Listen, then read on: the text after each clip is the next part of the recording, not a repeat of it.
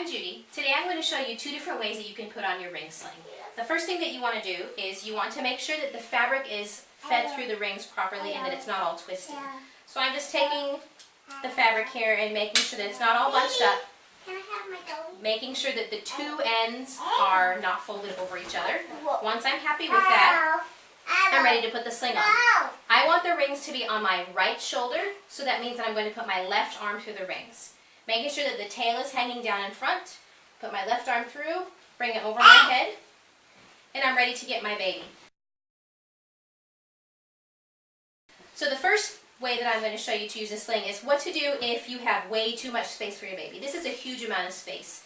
You would probably use this much space for maybe a 5 or 6-year-old. For an infant, this is going to be way too much space, but I will show you how to still put the sling on and not have the rings adjust. I have to get my baby. Okay, so I want to start with my rings maybe just a little bit higher than where I want them to end up, which is corsage position. And then I'm going to put my baby in. I'm going to put him kind of over my shoulder, tuck his feet up. Then I reach my hand underneath the sling, grab his feet, pull them through. Now I'm going to sit his bottom on the sling. Just kind of sit his bottom on the whole thing.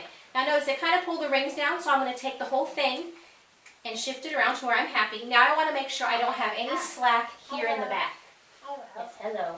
So I grab from here and I pull all the way down, bringing it all the way around, making sure that I don't have any slack at all. Once I'm happy with that position and happy with where he is, yes, hello. Once I'm happy with that position, then I take the top rail, find the top rail, and I pull it all the way up. All the way up. And I'm always pulling from the back to the front to make sure there's no slack in the back. No, it's not a phone. I don't want to say hello.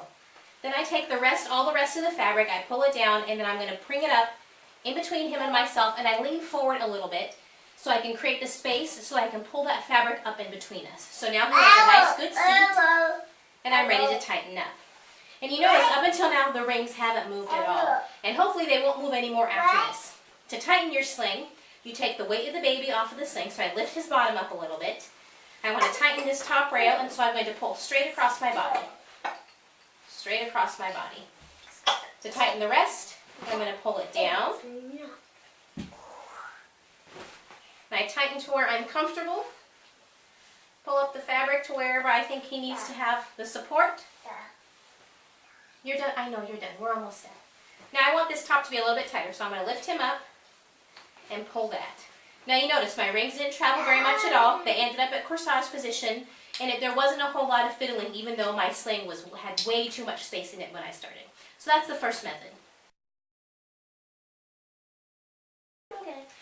Okay, now I'm going to show you the second method of putting your baby in, and this is with a lot less space. So I'm going to go ahead and tighten up the sling a little bit. And really your baby just takes up about as much space as your arm. If you have an infant, your arm is going to be right close to your body. Because I have a toddler, I just move my arm out just a little bit, and that's about the amount of space that my baby's going to fill up. So that's how much space I leave available for him. Again, I'm going to start with the rings slightly higher than where I want them to be, and then I get my baby. Okay, I have my baby, and I make sure my rings are where I want them. Pick the baby up high over my shoulder, fold his legs, I reach under the sling, I grab his feet and pull them through, and now this time I'm going to take the top rail of the sling, and pull it up over his body while I pull him down. Now again, I'm going to grab here the bottom and the back of my sling to make sure I don't have any slack. I pull that around. Nope, don't do that, please. I pull it around, and now I'm ready to make my seat. So I make a good seat for him. Make sure the top rail is pulled up where I want it to be. And there's not really a whole lot of adjusting that I need to do because I didn't leave a ton of extra space. I had just about the right amount of space. Please don't do that. Thank you. So now all I want to do is a little bit of tightening. Lift his weight off of the sling. Tighten. There's not a lot of tightening to do. Just a little bit to make sure he's good and snug. Of course, he thinks he's done. We're not quite done. So if you want to adjust the shoulder, you can just kind of pull it down. I'm pulling it off of my neck a little bit. I don't really appreciate having the sling up in my neck. I'm just tucking his seat up a little bit higher because he's trying to straighten his legs out of it. So I'm just making sure that it's tucked up really high so it's hard for him to straighten out of it and that bottom rail is nice and snug.